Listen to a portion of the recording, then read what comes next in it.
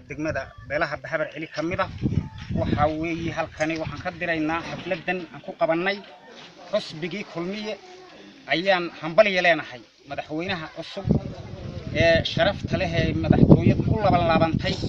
ayaan halkan hambaliye uga diraynaa iyo madaxweyne ku-xigeenkiisa Cabdiraxmaan Cabdilaahi Wadaad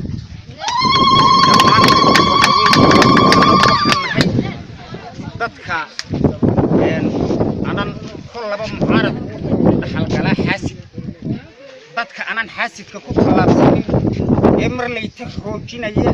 xusbigii kulmiye ahaan jiray imikana ahbaan sidaa darteed baan anagu xafladda u qabanay sidaa baanan hambaliyo u soo diraynaa madaxda jadiidka